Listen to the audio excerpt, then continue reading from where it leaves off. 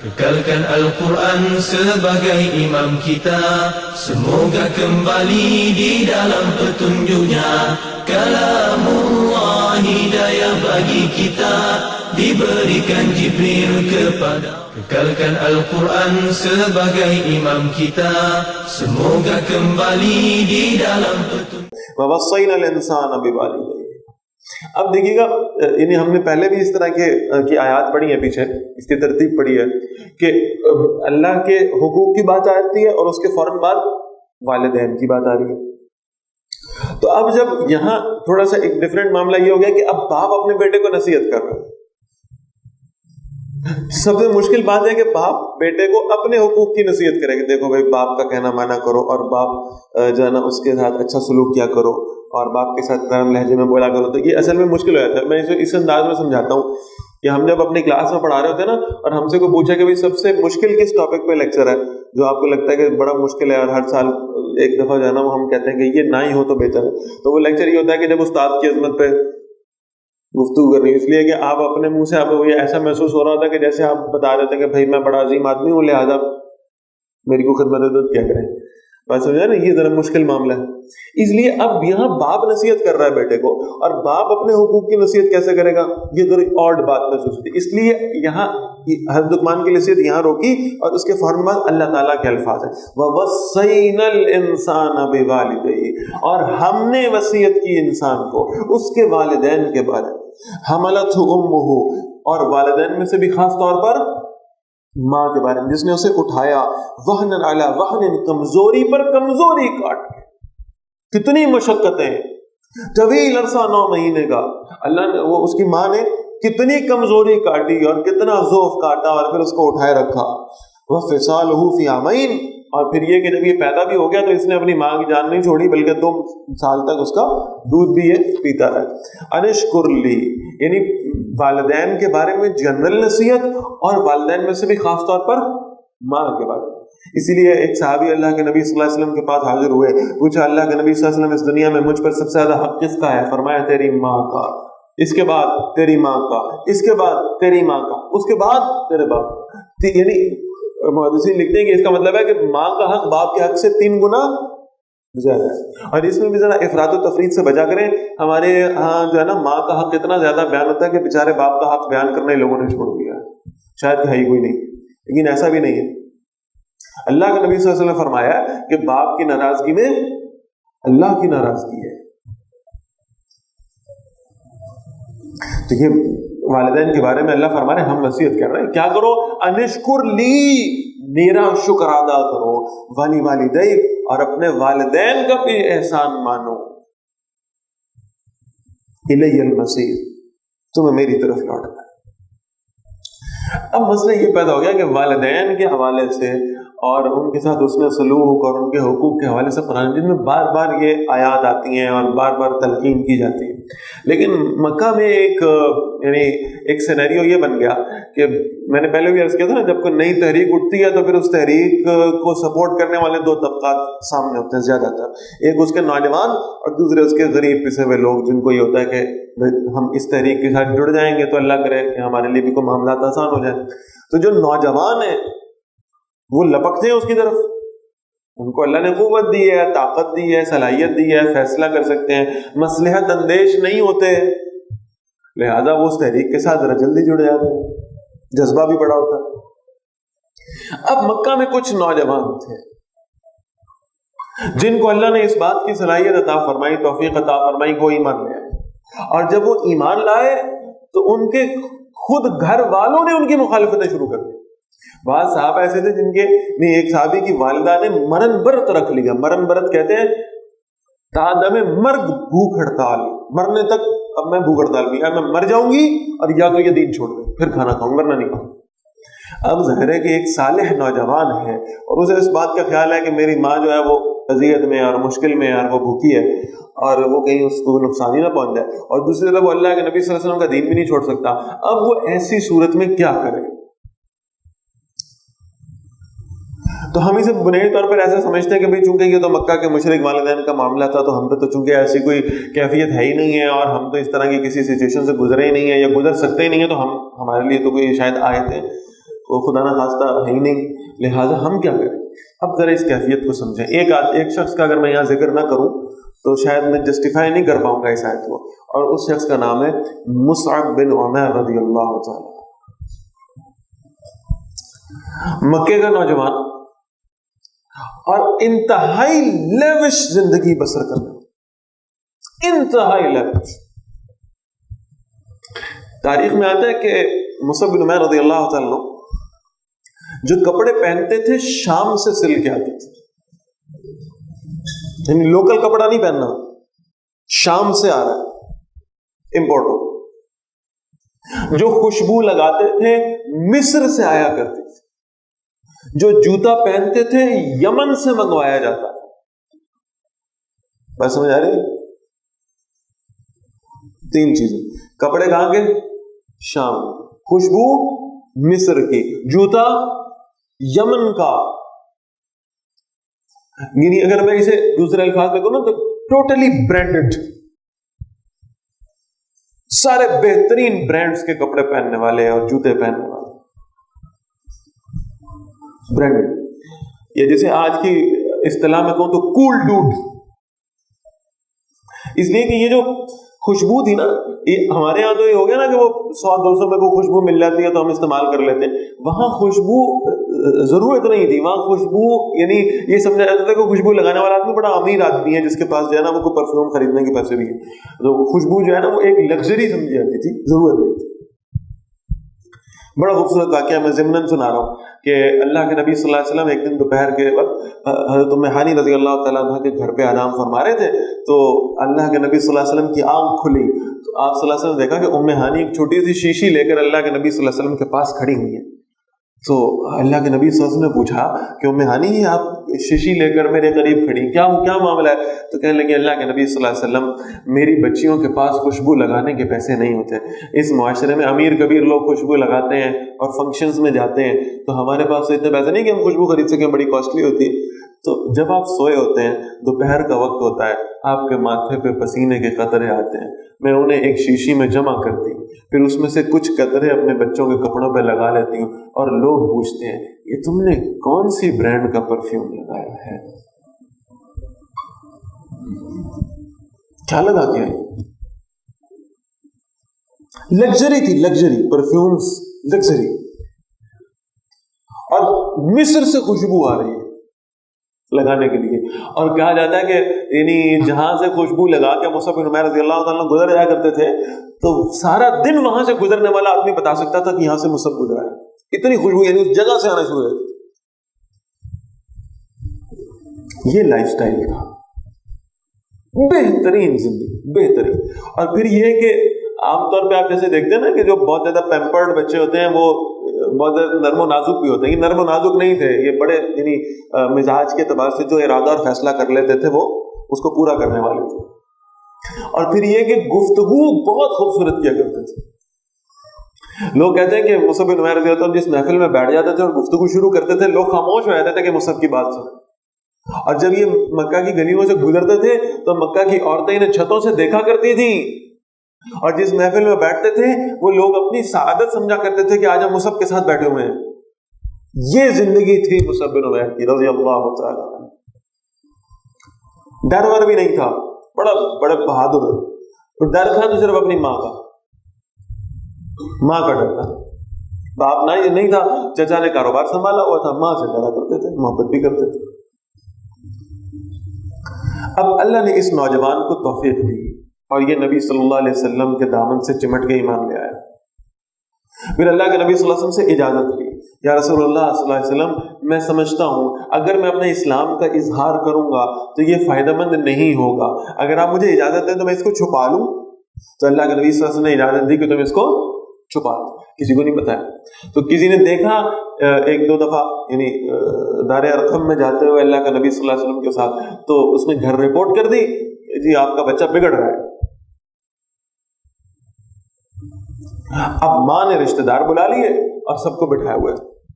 تھوڑا سا اسے اپنی امیجنیشن میں لے کر آئے نا، ورنہ نہیں سمجھ میں آئے گی بات. اب وہ سارے خاندان والوں کو بٹھا کے ماں اور انتظار کر رہی ہے کہ بس آج دیکھنا اگر آتا ہے تو پھر تم سب کے سامنے بات ہو جائے اور فیصلہ ہو جائے آج بس. اور مصعب بن عمیر رضی اللہ عنہ کو اس کا علم نہیں ہے، اور وہ اسی طرح سے بڑا وہ خوشبو میں بسا ہوا لباس اور بہترین پوشاک پہن کر اور وہ گلی میں سے چلتے آئے. میں سمجھانے کے لیے کہہ رہا ہوں، ہوگا نا کہ جیسے گلی کے کونوں کے اوپر چوپال بنی ہوتی ہے اور کچھ لوگ چارپائی لگا کے بیٹھے ہوتے ہیں اور گفتگو کر رہے تھے، پرانے زمانوں میں ہوا کرتا تھا، بیٹھے ہوں گے، دیکھ رہے ہوں گے، انگلیاں اٹھ رہی ہوں گی، وہ مصعب جا رہا ہے، وہ دیکھو کیا خوشبو آ رہی ہے، کیا لباس پہنا ہوا ہے، کیا ڈریسنگ کی ہوئی زبردست.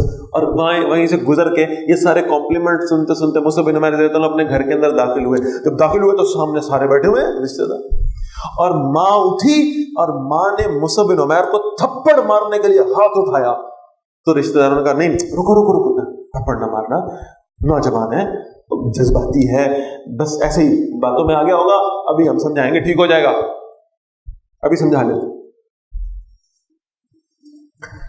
تو مصعب بن عمیر رضی اللہ عنہ نے کہا کہ تم مجھے کچھ بھی سمجھا لو، میں اللہ کے نبی صلی اللہ علیہ وسلم کا دامن اب نہیں چھوڑوں. تو انہوں نے کہا اچھا اگر ایسا کرے گا تو ہم تجھے رسیوں سے باندھ دیں گے اور پھر تجھے مارتے رہیں گے جب تک کہ تو کلمہ کفر نہ کہہ دے. تو مصعب بن عمیر رضی اللہ عنہ نے کہا جو تم میں سے باندھنے کے لیے میرے قریب آیا، خدا کی قسم میں اسے قتل کر دوں گا. اب انہیں پتا تھا جو یہ کہتا ہے وہ کرتا تو ہے. تو ماں نے کہا اچھا ٹھیک ہے.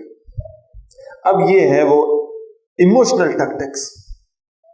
ماں نے کہا ٹھیک ہے، اگر تو نے پھر اس کا ساتھ نہیں چھوڑنا جو نبوت کا دعوے دار ہے تو پھر ہمارا ساتھ چھوڑ دے، ہمارا تیرا کوئی تعلق نہیں، ہم تجھے جائیداد سے آف کرتے ہیں. آج کے بعد تو ہمارے لیے مر گیا اور ہم تیرے لیے مر گئے، نکل جا ہمارے گھر سے، اور یہ جائیداد بھی چھوڑ دے، اور یہ تجارت اور یہ مال اور یہ پیسہ اور یہ زندگی سب چھوڑ. اس کا خیال تھا کہ شاید یہ رک جائے گا. ظاہر ہے جس نے ساری زندگی بڑا لیوش کھانا کھایا ہو اور اچھا لباس پہنا ہو، ایک آدھی تکلیف اس پر آتی ہے تو بیچارہ وہ فوری طور پہ واپس لوٹنے کی کرتا ہے. تو اس کا خیال، لیکن مصعب بن عمیر رضی اللہ عنہ ایمان لائے تھے، وہ انہوں نے کہا ٹھیک ہے جی، میری طرف سے آپ کو سلام ہے، میں جا رہا ہوں. اب وہ ایکسپیکٹ ہی نہیں کر رہی تھی کہ وہ اس طرح کا بھی معاملہ ہو سکا. چچا کھڑا تھا، وہ بھی ایکسپیکٹ نہیں کر رہا تھا. تو اس نے روکا، اس نے ایک منٹ،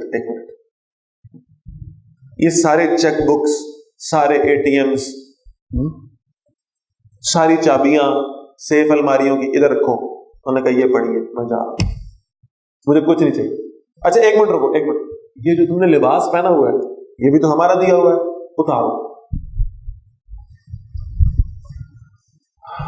مصعب بن عمیر رضی اللہ عنہ نے اپنا لباس اتار دیا. خود ماں کو شرم آئی، اس نے ٹاٹ کا ٹکڑا دیا ایک، اس ٹکڑے کو لے کر مصعب بن عمیر رضی اللہ عنہ نے اپنے سطر کو بمشکل ڈھانپا ہے، بڑی مشکل سے ایسے اپنے جسم کے ساتھ جوڑا ہوا ہے اور سطر ڈھانپا ہے، اور کہتے ہیں ماں میں جانے لگا ہوں. ماں نے کہا اچھا کوئی چیز چاہیے تو ابھی بھی رک جا، جو چاہتا ہے لے لے، جو چاہتا ہے لے لے، ہم تجھے دینے کو تیار ہیں. کہا ماں ایک چیز چاہیے. کہلی کیا؟ ماں اگر تو بھی اللہ کے نبی کا کلمہ پڑھ لے تو جہنم میں جانے سے بچ جائے. اس کو اور غصہ آیا، اس نے کہا مجھے ستاروں کی قسم، میں جب تک زندہ ہوں اس کا کلمہ نہیں پڑھوں گی، دبا دیا سے. مصعب بن عمیر رضی اللہ عنہ وہاں سے نکلے. آپ اندازہ کریں، نہیں اگر یہ امیجنیشن آپ نے ذہن میں بنائی ہے تو بات سمجھ میں نہیں، ورنہ نہیں آنے. ابھی کتنا ٹائم اس سارے پروسیس میں لگا ہوا. چند منٹ پہلے جو لوگ اشارہ کرتے وہ مصعب کا لباس، او مصعب کا جوتا، مصعب کا فیشن، مصعب کی خوشبو، وہی بیٹھے ہوں گے. اور انہوں نے جب دیکھا ہے مصعب بن عمیر رضی اللہ تعالیٰ کو ایک ٹاٹ کے کپڑے کو اپنے سطر کے اوپر لگائے ہوئے، تو کیسی عجیب نظریں ان کی نہیں ہوگی، اور کیسے انہوں نے تنقید نہیں کی ہوگی، اور کیسے انہوں نے آوازیں نہیں کیسے ہوں گی، اور کیا فیلنگ آ رہی ہوگی مصعب بن عمیر رضی اللہ عنہ کو اندر سے. وہاں سے گزرے، اللہ کے نبی صلی اللہ علیہ وسلم کے پاس آئے. آپ صلی اللہ علیہ وسلم کے ساتھ صحابہ بیٹھے. صحابہ نے مصعب کو اس حالت میں دیکھا تو رونے لگے. اللہ کے نبی صلی اللہ علیہ وسلم نے فرمایا مصعب تو نے اللہ کے لیے سب قربان کر دیا، اللہ تیری قربانی قبول فرمائے. اور اس قربانی کا اجر اللہ نے کیا دیا؟ بیعت عقبہ اولا ہوئی، چند لوگ آئے مدینہ سے، انہیں اسلام قبول کیا، اور اللہ کے نبی صلی اللہ علیہ وسلم سے عرض کیا اللہ کے نبی صلی اللہ علیہ وسلم ہمیں کوئی بندہ دے، کوئی مقری دے جو ہمیں قرآن پڑھا دیا کرے، جو ہمیں دین سکھا دے، ہمیں کوئی آدمی دے دے. اللہ کے نبی صلی اللہ علیہ وسلم کا فرمایا مصعب ان کے ساتھ جاؤ. ابو بکر موجود ہیں, عمر موجود ہیں, عثمان موجود ہیں, علی موجود ہیں, اتنے جلیل القدر صحابہ رضی اللہ تعالیٰ عنہم اجمعین وہ وہاں موجود ہیں. اللہ کے نبی صلی اللہ علیہ وسلم کی نگاہ انتخاب کس پہ پہنچی ہے؟ مصعب پر. جاؤ ان کے ساتھ چلو. حضرت مصعب بن عمیر رضی اللہ عنہ گئے. وہ جو شہزادوں کی زندگی گزارتا تھا, جو اٹھ کے پانی نہیں پیتا تھا, جس کو نوکر کھانا لا کے دے رہے ہیں, نوکر پانی لا کے دے رہے ہیں, نوکر سارا کچھ کر رہے ہیں, وہ مدینہ کی گرمی میں چلچلاتی دھوپ میں گلیوں میں لوگوں کے سامنے ہاتھ جوڑ کر کہہ رہا ہے مجھے کچھ وقت دو, میرے پاس بیٹھو, میں تمہیں اللہ کا قرآن پڑھا دوں. ایسی زندگی گزاری. اسید بن حضیر رضی اللہ عنہ ایک صحابی ہے, ایک قبیلے کے سردار آ گئے, کیا میرے لوگوں کو گمراہ کر رہا ہے تو قرآن پڑھا گیا معاذ اللہ. تو مصعب بن عمیر یعنی اتنا کانفیڈنس جس کو اپنی پروڈکٹ پہ ہو نا وہی یہ کام کر سکتا ہے. مصعب بن عمیر نے کہا حضرت یہاں بیٹھ جائیں, آپ بھی سنیں, اگر آپ کو پسند نہیں آئے گا میں آئندہ آپ میری شکل بھی نہیں دیکھیں گے. اتنا کانفیڈنس ہے کہ میرے پاس جو پروڈکٹ ہے وہ بہترین ہے اس کائنات کی, آپ ذرا سنیں تو صحیح. اسید بیٹھ گئے, اسید بیٹھ گئے اور سننا شروع کر دیا. چند سال گزرے, اللہ کے نبی صلی اللہ علیہ وسلم ہجرت کر کے مدینہ آ گئے. آپ صلی اللہ علیہ وسلم ایک دن فجر کی نماز کے بعد کہا رات کیا ہوا تھا؟ ایک صحابی کہتا ہے اللہ کے نبی رات میں اپنے صحن میں بیٹھا تلاوت کر رہا تھا قرآن کی, تو میں نے آسمان پہ ایک نور دیکھا, وہ تیزی سے نیچے کی طرف آ رہا تھا اور میرا جو گھوڑا ہے نا اس کو دیکھ کے بدک رہا تھا, تو میں نے تلاوت روک دی. اللہ کا نبی صلی اللہ علیہ وسلم فرماتے ہیں وہ فرشتے تھے جو تیری تلاوت کو سننے کے لیے نیچے نزول کر رہے تھے. اور یہ کس کی تلاوت سننے فرشتے آ رہے ہیں؟ اسید بن حضیر کی, جسے قرآن پڑھانے والا مصعب بن عمیر ہے. تو شاگرد کی تلاوت کو سننے کے لیے فرشتے آ رہے ہیں, تو استاد کی تلاوت کیسی ہو, اس کا قرآن پڑھنا پڑھانا کیسا ہوا؟ ایک ایک آدمی کو جا جا کے قرآن سن. وہ لوگ دور سے دیکھتے تھے, کہتے تھے جا المقری. ہمیں کو کہتے ہیں نا مولوی صاحب آ رہے ہیں, ہمارے اندر سے آواز آتی ہے بھائی دیکھو ایک منٹ, میں لگتا ہوں مولوی, میں ڈاکٹر ہوں, تمہیں پتا ہے میں نے انجینئرنگ کی ہوئی ہے. یہی ہوتا کہ نہیں ہوتا؟ دل کرتا ہے نا اس کو بتایا میں مولوی تھوڑی ہوں, میری داڑھی دیکھ کے تم مجھے مولوی سمجھ رہے ہو, ٹوپی دیکھ میں ڈاکٹر ہوں. لوگ کہا کرتے تھے جا المقری, وہ آ گیا قرآن پڑھانے والا, وہ شہزادہ مدینے کی گلیوں میں لوگوں کو قرآن پڑھا رہا ہے. ایک سال میں 75 لوگ مسلمان کر کے بھیجے ہیں مکہ.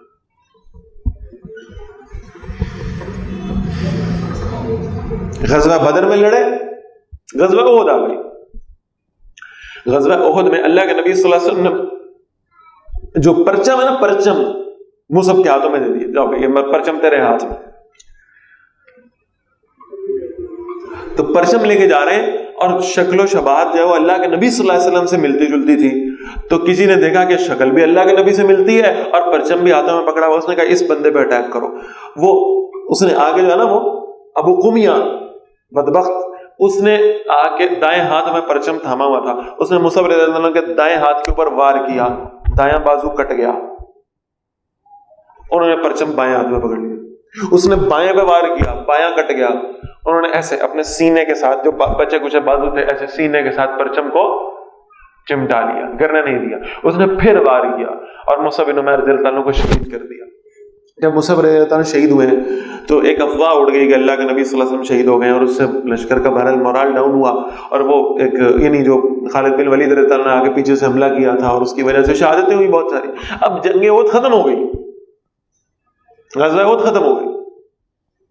جب ختم ہوئی تو اللہ کے نبی صلی اللہ علیہ وسلم میدان جنگ میں ہیں اور دیکھ رہے ہیں سارے معاملات, اور شہداء کی لاشوں کی تدفین کا عمل ہو رہا ہے, اور کچھ صحابہ ہیں آنکھوں میں آنسو ہیں, سر جھکے ہوئے ہیں. اللہ کے نبی صلی اللہ علیہ وسلم ایک مسئلہ درپیش ہے, آپ کی رہنمائی چاہیے, ہمارے ساتھ چلے. اللہ کے نبی صلی اللہ علیہ وسلم نے کہا چلو.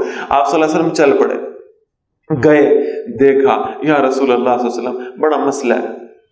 وہ مصر کی خوشبو لگانے والا, شام کا لباس پہننے والا, وہ یمن کے جوتے پہننے والا, آج اس کے پاس صرف ایک چادر تھی اور وہ شہید ہو گیا, اور ہم اسے کفن دینا چاہتے ہیں اور وہ چادر اس کے جسم پہ پوری نہیں آ رہی. سر ڈھانپتے ہیں تو پیر ننگے ہیں، پیر ڈھانپتے ہیں تو سر ننگا ہے، کیا کریں؟ اللہ کے نبی رونے لگے، کہا میں نے مصعب کو اس حالت میں بھی دیکھا اور میں نے مصعب کو اس حالت میں بھی دیکھا،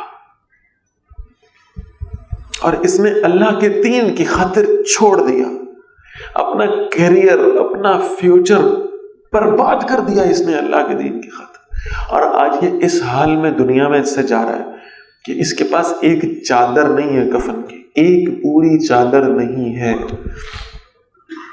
تو فرمایا مصعب کو قبر میں لٹاؤ اور اس کے سر کو کپڑے سے ڈھانپ دو اور اس کے پاؤں پہ جو جگہ بچ جائے اس پہ پتے ڈالو۔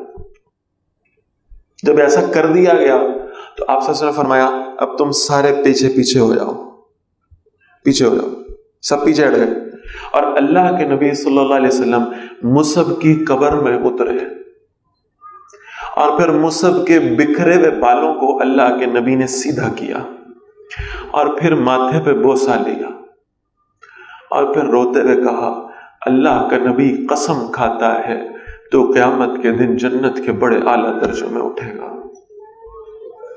بوسہ دیا اور پھر کہا مصعب میں تجھے اللہ کے سپرد کرتا ہوں۔ اور عمر بن خطاب کہہ رہے میں پیچھے کھڑا تھا، عمر، اور میں رو رہا تھا کاش اس کی جگہ میری لاش ہوتی، کاش میری لاش ہوتی، اللہ کے نبی مجھے ایسے دفن کرتے، اللہ کے نبی میرے ماتھے پہ بوسہ دیتے، کاش اس کی جگہ میں ہوتا۔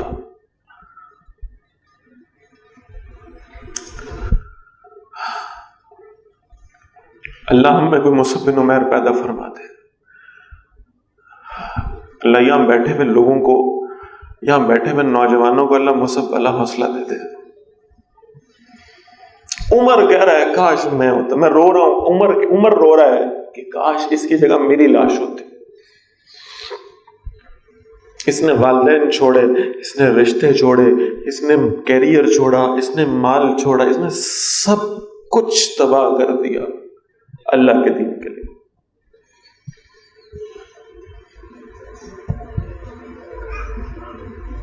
ایک صحابی ہے، اللہ کے نبی صلی اللہ علیہ وسلم کی خدمت میں آیا، میں اسلام قبول کرنا چاہتا ہوں، اللہ کے نبی نے کلمہ پڑھایا، مسلمان ہو گیا۔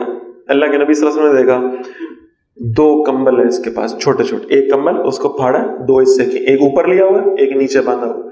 اللہ کے نبی نے فرمایا یہ کیا ہے؟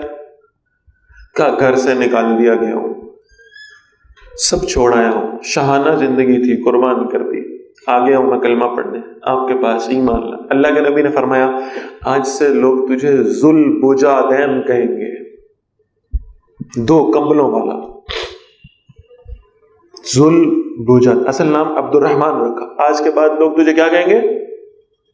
ذوالبجادین۔ یہ ذوالبجادین مسجد نبوی میں بیٹھا ہے، صحیح حدیث ہے، مسجد نبوی میں بیٹھا ہے اور اونچی آواز سے قرآن کی تلاوت کر رہا ہے۔ لوگ نماز پڑھ رہے ہیں، یہ اونچی آواز سے قرآن کی تلاوت کر رہا ہے۔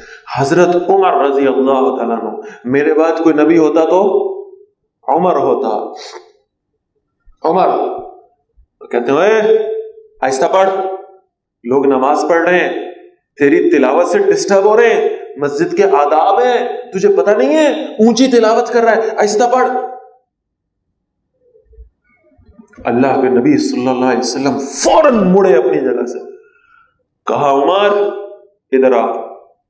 حضرت عمر آئے، اب جملہ سنو حدیث کا۔ اللہ کے نبی صلی اللہ علیہ وسلم کہتے ہیں عمر اس کو کچھ نہ کہہ، اس نے اپنا سارا کچھ اللہ کے لیے قربان کر دیا ہے، تو نے اگر اسے ڈانٹا اللہ تجھ سے ناراض ہو جائے گا۔ اس نے اپنا سب کچھ اللہ کے لیے چھوڑ دیا ہے، اللہ عمر تجھ سے ناراض ہے۔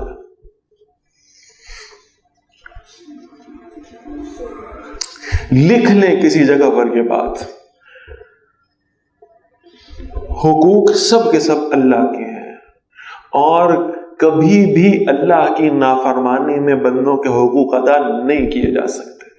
کوئی بھی ہو اس کائنات کا، کوئی بھی شخص ہو، چاہے وہ والدین ہو، چاہے وہ بیوی بچے ہو، چاہے کوئی بھی ہو، اگر وہ اللہ کی نافرمانی کا حکم دے گا اس کی اطاعت نہیں کی جا سکتی۔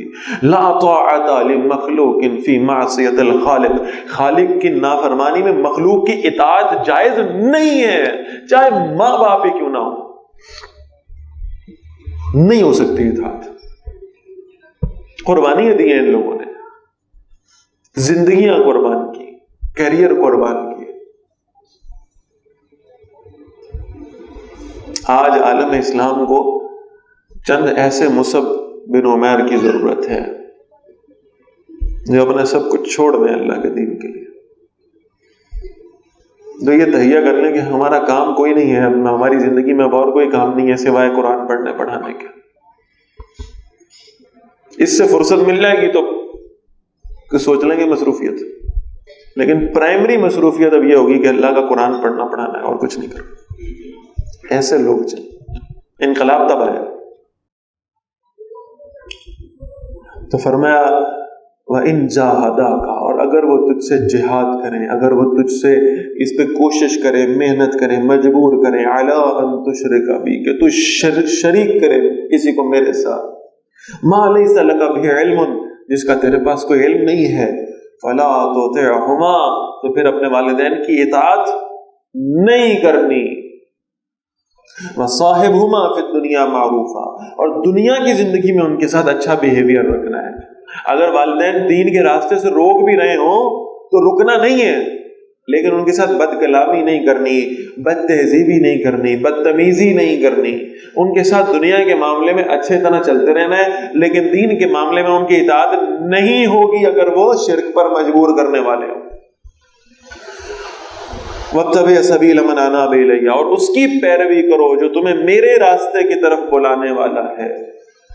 ثُمَّ إِلَيَّ مَرْجِعُكُمْ، پھر میری طرف تم سب کو لوٹنا ہے۔ فَأُنَبِّئُكُمْ بِمَا كُنْتُمْ تَعْمَلُونَ، تو میں بتا دوں گا تمہیں وہ جو تم کیا کرتے تھے۔ Kekalkan Al-Quran sebagai imam kita, semoga kembali di dalam petunjuknya. Kalamullah hidayah bagi kita, diberikan Jibril kepada. Kekalkan Al-Quran sebagai imam kita, semoga kembali di dalam petunjuknya. Kalamullah hidayah bagi kita.